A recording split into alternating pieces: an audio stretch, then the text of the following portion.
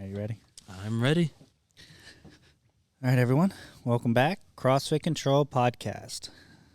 This is the relaunch. So you heard Debra's episode last week. We actually just recorded it about 3 minutes ago. And Torrian's hanging out for Veterans Day. He had the day off, and we decided we'd do a podcast with him. So, Torrian, you want to say hi? Hello, everybody. And Excited then, to be on. Debra is going to be a co-host today, right? Right. Okay. Don't pick on him too much. So, Torrian, you reached out to me back in November? It was December, I believe. Okay. So, Torrian reached out to me in December. We communicated through email. You were going to school in Gainesville, right? Yes. And he stopped in January. You came in. Jerry was back there working on a car. I forgot I had a meeting with him, but I knew within about 5 minutes of talking to Torrian that he was going to be a perfect fit for this place. And I was like, I'll do whatever I need to do to get him to sign up. And so I want you to tell your side of the story. But I remember he was like, well, I'll be back in about a month when I move here, and I'll sign up then. And I said, let me just sign you up now. We'll get you signed up. We'll get everything taken care of, and then we'll start you whenever you come back. Yeah. So can you give us your background? So, Okay. Talk about growing up, talk about Youngstown, talk Okay. about Gainesville, and then I want you to talk about how you ended up here and how you like it so far. Okay. No, that sounds good. No. So I've always been involved with sports, since I was a kid, playing soccer, a little bit of baseball, a little too slow for me, so it was soccer and basketball growing up, travel soccer, and then, I get to high school, still was playing soccer, but then football took over. Football was something that, I had an interest in when I was younger, but my parents didn't allow me to play till I got to high school because of my mom's background with kinesiology and, the body needing to develop a little bit more. So, I was fine with that. I was busy playing soccer. Travel soccer kept me pretty occupied. And I actually, in the back of my mind, like, oh, maybe I'll go to school to play soccer. As soon as I hit high school, I, caught on playing the game of football. It was just, a lot of it was just learning the mental aspect and this being, a student of the game. But when it came to the training aspect of it, I really didn't understand, how to train my body, what to eat, all that stuff until high school. And I would argue, too, now I'm still learning. So, caught on fast, was getting recruited. My first offer was to West Point, thought I was going to go to West Point. And that went out the window. The Youngstown State came in, showed me a lot of interest and offered me a scholarship. Went to Youngstown State, played there 2009 to 2013. I learned a lot. I think there's a lot of life lessons that can be learned in whether it's sports, whether it's CrossFit, whatever it is, just any type of sport-related activity, whether it's individually or whether it's in a team. I would argue more so in a team, cheering somebody on. So, moving forward with college and playing college sports, I had to really dig deep, and I would argue, too, that was the time where I really developed my mental toughness. I think, physically, and I've realized that here, especially starting here at CrossFit CTRL, when you push yourself and to a limit that's like, oh, I can't do it anymore, but then you kind of give it a little bit more, you dig deep into your reserves, you find out, oh, wow, I actually had more in the tank than I realized. So it goes back to that mentality. You can tie it into mental health. Can be an aspect of that. So I've realized that in college, especially doing a 6 a.m. workout. And it was one particular workout where our coaches really pushed us to the point where, I've seen teammates pass out. And I remember one of my teammates, one of the guys I knew that was best shape, more than I was, throwing up. But that right then and there, I knew like, wow, physically, yeah, we're tired, but there's something from a mental toughness aspect that really, when it gets down to the fourth quarter, when it gets down to times where you might not be feeling well or you just don't want to, get up and go. Like, hey, you know what? I do got it within me. And so I think a lot of the times, and I've realized this too, our biggest opponent is ourselves. We're competing more so with ourselves than the person next to us. Or, it could be, whether we're applying for a job or whatever. So it's really, it's you versus you. And I've really understood that coming through college. So, coming here, I always had a love-hate relationship with CrossFit. Why is that? Looking at it on TV or seeing clips of it on YouTube and hearing interviews about, how hard it is on your body, on your joints, and, coming from football, we did a lot of weight training. We did a lot of conditioning and agility workouts, stadium runs. And so I was at a point where I'm like, all right, I'm done with football. I don't want to do any of that stuff anymore. But, even one of the gyms, I went to in Gainesville, I think it was just, throw you in, let's go, let's do it. But, coming here, when I looked this place up in December, I was just checking it out. I'm like, let me give it a shot. I'm willing to give it a shot. Let's go in, talk to Devin. And it was just different because I wasn't expecting what I was going into, especially with the onboarding. I guess I was not expecting the onboarding process. I wasn't expecting that, especially that first class and that first step of the onboarding. Just the breakdown of it, the educational part. And I think that first onboarding class was what really got me, because I'm like, wow, nobody has ever talked to me about CrossFit in this way, the breakdown of it to the details of what it's meant to do. And even, the second onboarding class, the third onboarding class, and even that first class. And even seeing, when you told me the age range of the people that were here at the gym, I'm like, oh, wow, I'm so used to it being college age. They're, 20 and 30-year-olds doing this. But then the methodical, breakdown of the process of the workouts and walking you through it, the modifications if you're hurt. I think your mindset of this gym is more so taking care of your body, the health aspect, more so than like, hey, let's just beef you up, get you stronger. Let's, all those things. Not saying those are things that are important, but I think your mindset and the background of this gym and the mission of this gym is more so like, how can we get you in a healthier place from a lifestyle, whether it's for your kids, whether it's for yourself, for your family. And I think that's really important, and I've seen that more than anything here.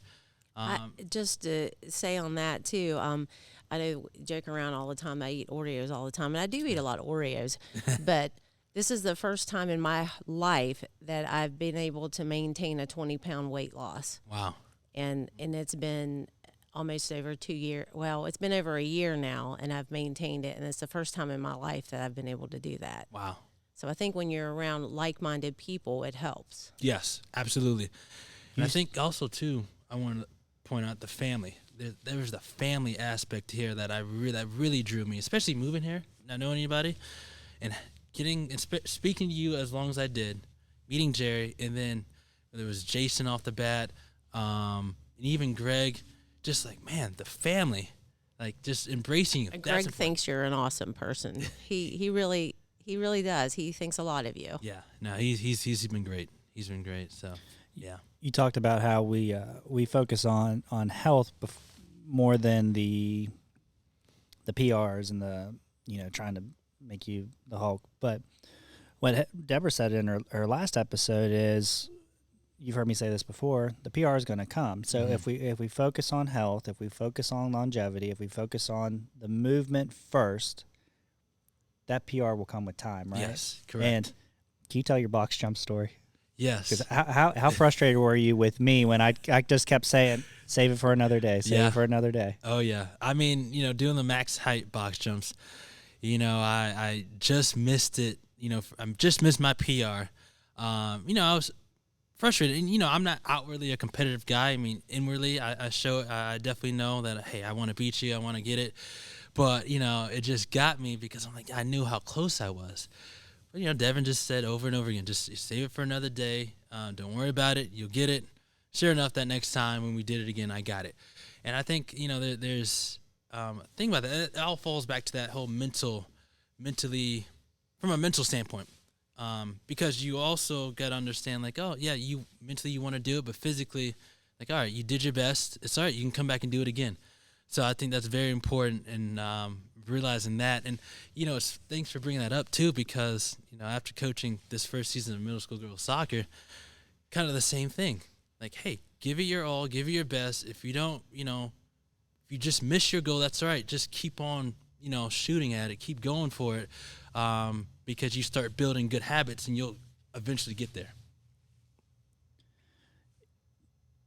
I'm trying to think of where to go next with your podcast.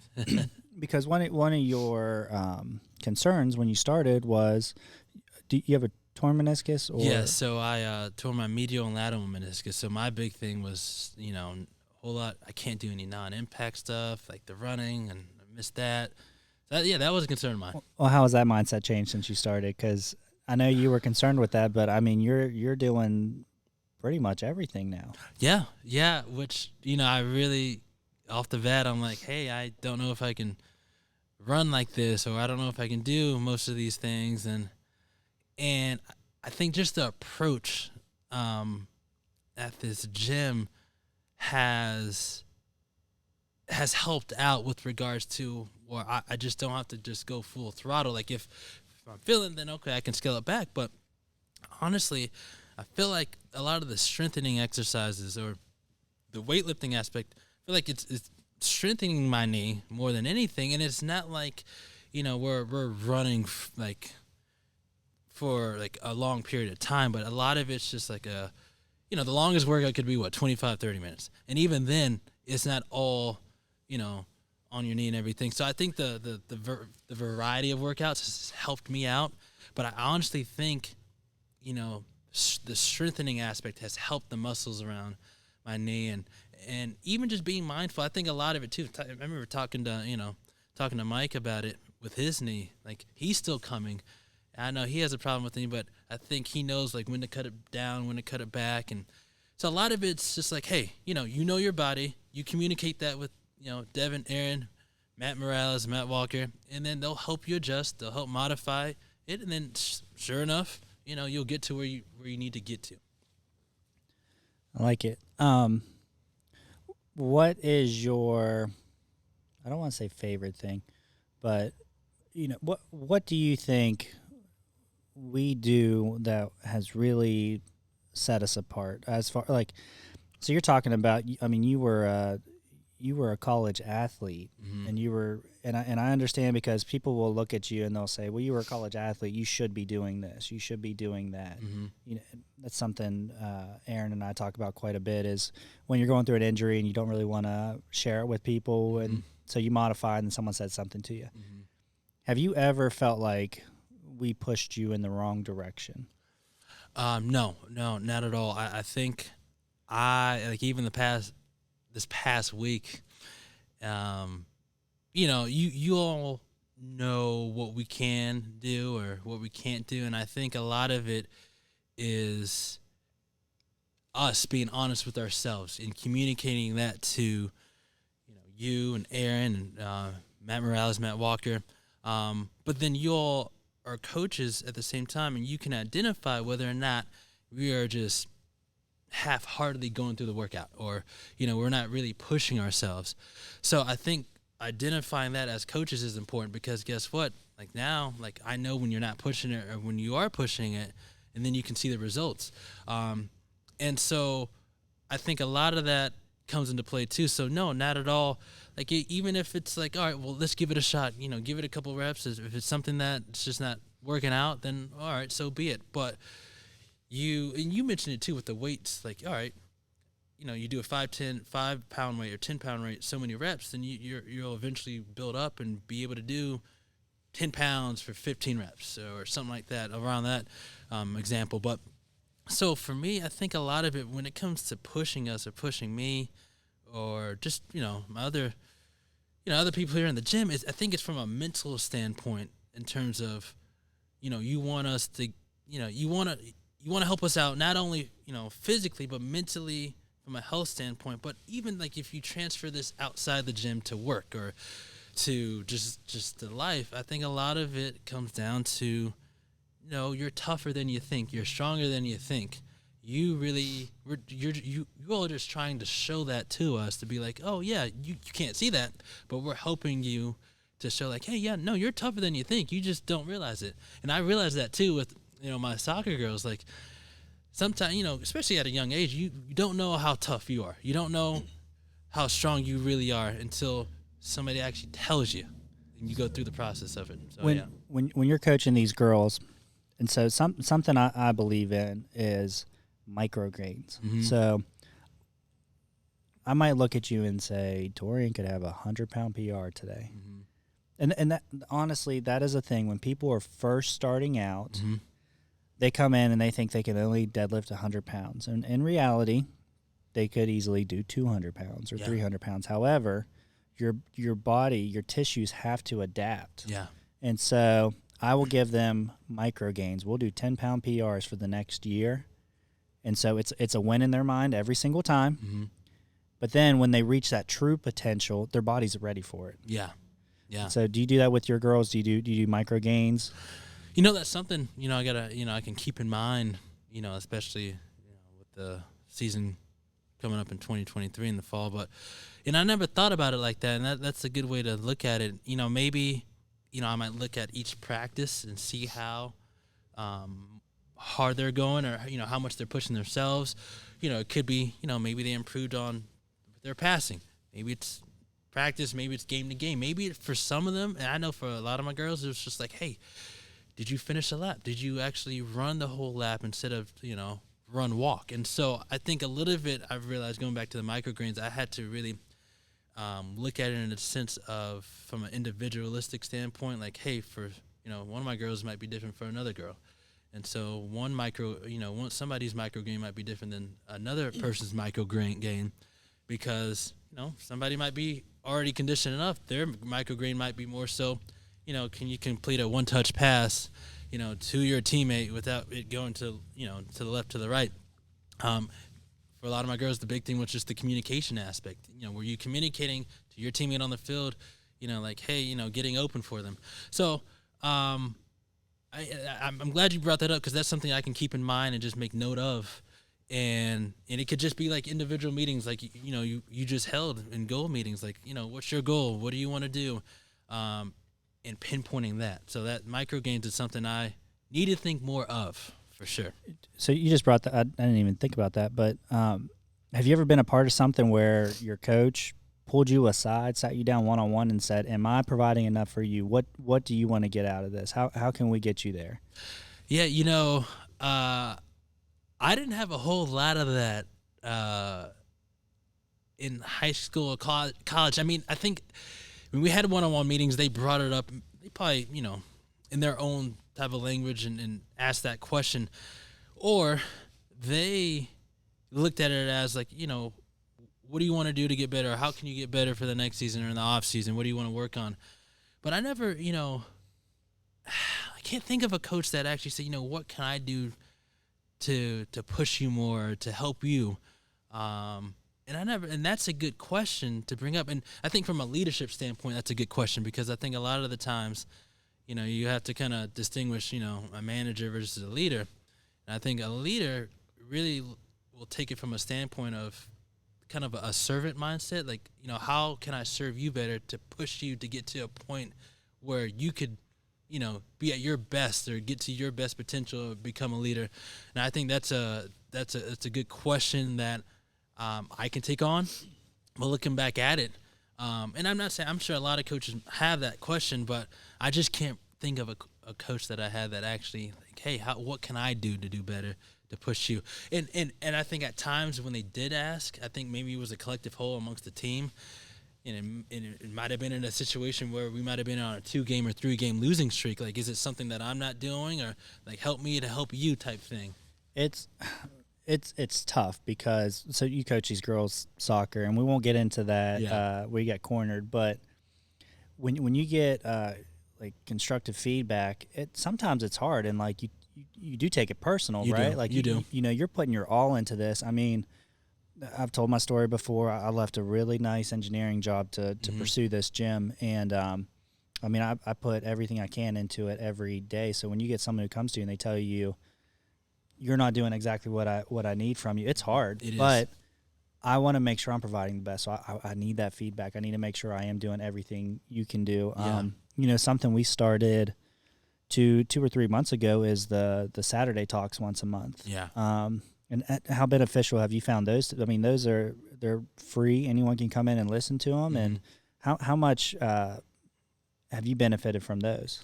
It kind of reminded me back to the onboarding process a little bit. I think for people that have, I always associate things just to life in general. When you look at CrossFit, like you can judge it from the outside because of, what you've seen, things like that, or, that looks ridiculous, all those reps and all that volume of workouts.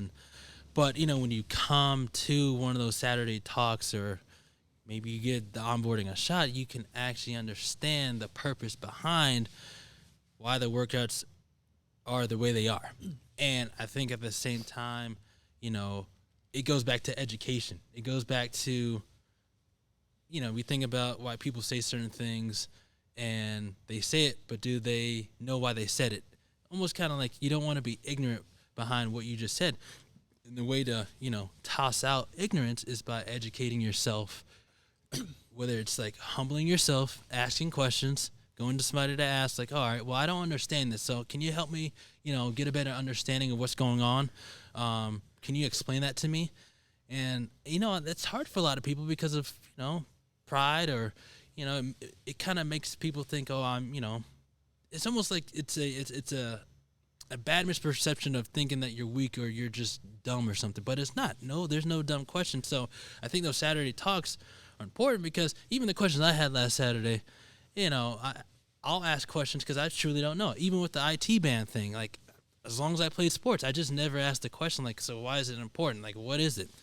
And I've realized like it's better to ask than just kind of fake it and know that you know it and then you mess up. So I just believe it just comes down to like, hey, let me just toss away my pride, even when it comes to the constructive feedback thing. Like, yeah, in your mind, it's like, oh, I don't want to be told this. Like, that hurts. But you got to kind of get over your feelings and know that, hey, I'm here to help you. I'm not here to hurt you. And I know some people's, intentions might be ill-willed, and who knows why they're giving feedback. But I think it's taking that feedback and being able to turn it into something positive to get you where you need to be individually. And who knows, you'll surprise yourself. You might surprise a whole bunch of people. So, yeah. You just, you had something there. You're talking about like being humble enough to ask the questions. Mm-hmm. And I'll tell you a hard thing. It's pretty easy now, but like when you're first coming up, especially when I was younger teaching jiu-jitsu, you want to have an answer for everything. Absolutely. And that's something I think people actually respect more when you tell them, hey, I'll be honest, that's not my area of expertise. I don't feel comfortable giving you feedback. So like for me, when it comes to pain management, shoulders and back, I mean, I feel very confident when people come to, I mean, would you agree, Debra? Shoulders and back, I fix almost everyone that comes to me. Knees I'm not so good with. I mean, I understand like where they tie in and stuff, but I've had Greg come in before and he's in a lot of pain, and I'm like, I'm sorry, I don't feel comfortable enough to fix that. Yeah. And that's something I think is important, is to be honest with your athletes, and so you can continue that trust. Yeah. What do you think? I'm trying to think of how to word this question. So like we just did that recovery seminar. Mm-hmm. How beneficial do you think it was to, because we do recovery after every single class. We prioritize that more than anything else in the workout. Yeah. Well, it's the warm up, the cool down. Those two are the most important pieces. Yeah. The stuff in the middle, great. Yeah. But is your body ready? Can your body move the next day? Yeah. That's what we need to focus on. Yeah. And we do these recoveries, and we get these young athletes who come in and they're like, I don't need to do that. That stuff's bullshit. But when we did that talk, how eye-opening was it that, oh, okay, this is why CrossFit Control prioritizes the recovery piece of it. Yeah.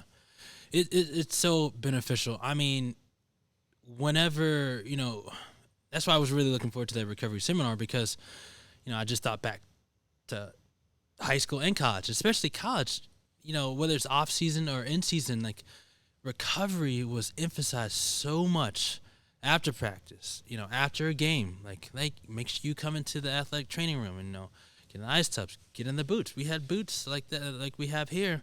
They ever tell you why? The why part was not talked about as much maybe as it should, but we did understand why, just because to lactic acid, to get the lactic acid out. That was a big thing that they did talk about. Just in the recovery of the muscles and all this. So it was talked about, but not from like, all right, let's really talk about this situation. But it was so much emphasized because it was almost like, all right, the more you can recover, the more, the harder you train and the more you recover, the better position you'll be in to compete on the field for 60 minutes. So it's almost like, all right, well, make sure you know what you're doing mentally in the playbook. Make sure you're giving your all every rep, giving it 100% after practice. Take care of your body, recover after that practice. So guess what? You can come back hard and be able to train harder the next day. So you can actually mentally prepare your body to go game speed doing the game. When you go game speed doing practice, you'll go game speed doing the game, because mentally your body is being prepared like that. So it's the same. And so being able to do that, like, you got to recover. And so when time comes down to the end of the week, we'll scale it back. Mentally, you need to know what you're doing, mechanics, what steps. And now Thursdays, all right, time to recover, whether it's you get in the ice tub. Now, one thing I always said, could have been emphasized more, like, maybe a little bit more yoga or stretching and things like that. But at the same time, they emphasize, like, hey, come in, get in the boots, stem treatment, whatever it is, ice tub. Now, the nice thing here is, like, you have the sauna, and that's a huge recovery aspect that I think should be emphasized a little bit more, from whether it's if you're sick, detoxification. So I think the recovery aspect is very important. And we talked about this earlier today too, after the workout. Recovery is just as important as working out. And I think a lot, like you said, a lot of young people or people that run all the time, some people do understand that, but I think from just the reiterating the fact that, oh yeah, you work out a lot, how much do you recover? How much do you actually put your body through a recovery process? And if people emphasize that more about themselves, I think they'd be surprised on how much they can actually obtain or go after their goals, or either reach higher heights. I mean, whether it's an Olympic athlete, whether it's a pro athlete. So, Torrian, you talked a lot about leadership and coaching. When are you going to go get that level 1? Well, we'll talk about that. We'll talk about that a little bit more. As I told you, I'm not going to say no, not saying yes. I think a lot of it. So what I'll say on it, you just talked a lot about what we do here, what's different about us, and how we inspire people. Mm-hmm. And I don't ask a lot of people to go get it, because, you can see we don't have a lot of coaches, because there's a lot of things I need to make sure that they're doing right. And all the things you just talked about, that what we do here, mm-hmm. I think you would be able to provide that to people. And I've asked Debra and Greg to go get theirs. Yeah. And I do realize the price point is a little steep, but For me, I think it's more, I want to be able to get rid of a few other jobs first so I can dedicate. Because, just thinking, like, next, probably after this will air, it's going to be over, but Friend Week next week, mm-hmm. there are so many friends that I would love to get in here that need to be healthy. Yeah. And they're so scared. Like you said, the whole thing, seeing CrossFit on TV and stuff, that's not what CrossFit's about. No. Especially this gym, we really are interested in making people healthier, getting them to a place where they feel better about themselves. Yeah. Even Monica being here 2 months, she just told me yesterday how much more confident she is. That's great. And she's talking in class. Yeah. That's not Monica. She's talking to people. She knows their names. She doesn't care to come in here by herself. That's just the kind of environment that we have here. Yeah, absolutely. That's great. That's so important. I'll tell you, there are things that we really want to do, but we don't have enough people to do it. So, like, mm-hmm. I'm just one person. I run a lot of stuff on the back end. So, like, I'll give you a great example. The other day, I applied for the Phoenix Foundation Mm-hmm. for us to run that. And, that's something I would like to discuss with you more, is possibly having you involved with that more, because I know that that's something that's close to you. But stuff like that, there are so many different avenues that we can take to help people. And my theory is, if you're healthier, you're happier. Yeah. And when you are happier, the people surrounded by you are also happier. And it feeds in. So when we talk about West Virginia being an unhappy state, well, how do we change that? Yeah. You know, Torrian, you came from Virginia, Youngstown, Ohio, Florida. I mean, can you see that when you go to the grocery store? Can you see the unhealthy, the unhappiness in people? Yeah, definitely was a culture shock for sure coming here, and I definitely have seen that in some people. Whether it's the grocery store, or just driving around or whatever it might be, and not to say there's people like that in Virginia and Gainesville and New Mexico. I think it's just at the same time, it's almost like the whole misperception with CrossFit. I think West Virginia gets a bad rap, but when you come here and you see that as you mentioned, Evan, but at the same time you get into conversation with somebody, it's like, oh wow, this person's great. And so I think sometimes you kind of just look and you glance, you walk by them, you kind of assume, you judge. But then, maybe you have a conversation. Maybe they ask you a question. Maybe it's small talk. It's like, oh, man, okay. But, yes, and I think a lot of the times when it comes down to it is the priority of, are you taking care of your body? We get so caught up with work and 5 to 7 days a week and, making money and providing for ourselves. That's great and everything. But, like, at the same time, we have to take, self-care. Mental health is a big thing, and I think when it comes to working out, it helps your mental health. How many times have you come in to work out and you've been in a bad mood and you leave and you feel great? Yes, exactly. Absolutely. And on top of that too, the atmosphere here on top of that. Mm-hmm. Well, Torrian, we do have to run. I got someone coming in a couple minutes I got to get set up for, but Debra had a really good final quote to leave off of. Okay. Not even a quote. What was your saying? If you don't have time, you must not be that important. Yeah. Oh, so wow.